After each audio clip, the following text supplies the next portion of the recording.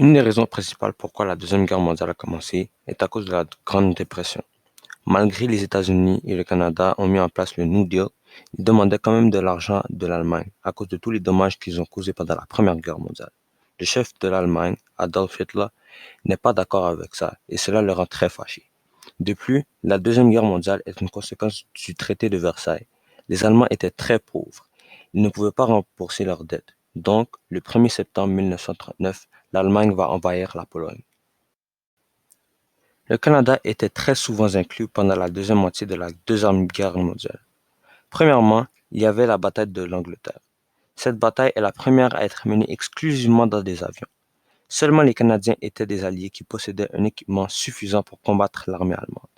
Cette guerre était la première défaite des Allemands, car les avions anglais, nommés les Spitfire en anglais, étaient meilleurs. En deuxième, c'était la bataille de Hong Kong. Les Canadiens, les Britanniques et les Indiens se sont battus et ils ont résisté pour 17 jours. Malheureusement, ils étaient 3 fois moins nombreux que les Japonais. Et les Japonais ont pris avantage de cette occasion.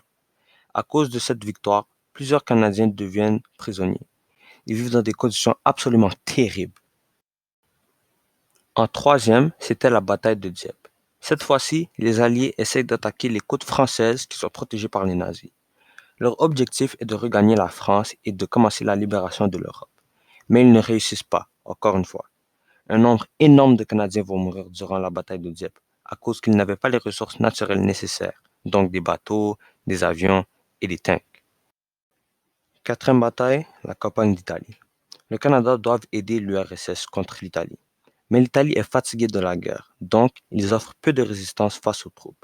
C'est une bonne chose pour les Canadiens, car cela affaiblit l'armée allemande au sud. Finalement, le Canada gagne cette bataille grâce aux 90 000 participants canadiens. Cinquième bataille, jour J, D-Day en anglais. Les Alliés apprennent de leur faute sur Dieppe. Maintenant, leur objectif est de créer une brèche pour briser la forteresse allemande. C'est le plus grand débarquement de l'histoire. La majorité des Canadiens sont sur la plage de Juno en Normandie. Plus d'1 million de soldats alliés pour reprendre la France. C'est la première étape pour aller vers la capitale de l'Allemagne. À la fin de la première journée, le Canada font face à de grandes pertes. Plus de 300 morts et 700 blessés. Heureusement, ils prennent le contrôle sur Juno. C'est la seule armée à avoir réussi cet exploit. Finalement, la libération des Pays-Bas. Le Canada va libérer les Pays-Bas seuls, qui est occupé par les nazis. À cause de leurs efforts et leurs sacrifices, les Pays-Bas envoient des tulipes au Canada chaque année. Aussi, il ne faut pas oublier dans cette bataille, on peut inclure les efforts d'un soldat canadien, Léo Major. On peut dire que c'est un renégat. Il a sauvé le village de Zwolle par lui-même. Maintenant, rentrons dans l'Holocauste, le pire génocide de l'histoire. Cela a été causé par l'antisémitisme des nazis. Il y avait 6 millions de morts. C'était un génocide où est-ce qu'on manipulait des gens et on les tuait même de minorités. Donc, des homosexuels, des communistes, mais principalement des juifs. Les juifs étaient complètement en bas de l'échelle des races, aux yeux des nazis. Ils ne les considéraient même pas comme des humains et on les traitait comme des rats. Mais ce n'était pas le seul pays qui pensait comme ça. Le Canada avait aussi des pensées comme ceci sur les Juifs. Ils ne participaient pas dans les camps d'extermination avec les Allemands, mais ce qu'ils avaient dit montrait fortement leurs opinions. Même la loi a dit que les Juifs sont the least desirable group, pour montrer que le Canada avait une haine contre les Juifs. Il y avait certains panneaux qui disaient Christians only, Jews not allowed. Ce qui veut dire que seuls les chrétiens avaient le droit de rentrer et que les juifs n'avaient pas le droit. Le 7 juin 1939, 907 juifs ont réussi à s'échapper de leur camp d'extermination à bord du bateau Saint-Louis pour qu'ils rentrent en Amérique. Mais tous les pays, mais tous les pays dans l'Amérique ont refusé les réfugiés juifs d'entrer dans leur pays, incluant le Canada. En conclusion, c'était littéralement l'enfer pour les juifs. Il y a eu plusieurs impacts causés par la guerre mondiale pour le Canada. Le Canada est devenu un pays plus riche et industrialisé, car ils ont construit des avions, des tanks, des munitions et plusieurs d'autres choses qui vont développer leurs industries et leurs usines.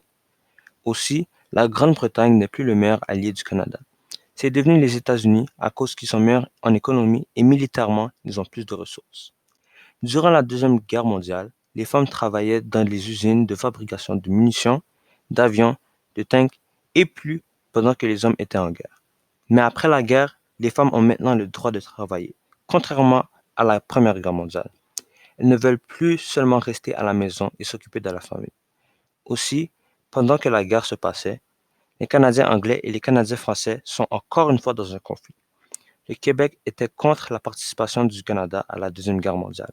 Donc, pendant la guerre, King a fait un référendum sur la conscription. Mais c'était en 1944 et la guerre était presque terminée. Il a fait ça juste pour que les Canadiens ne protestent pas.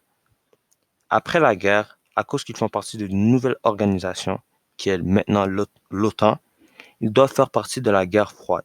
Depuis ce temps-ci, ils ont fait partie de plusieurs conflits, notamment la guerre froide, la guerre en Afghanistan et les combats en ISIS, et etc.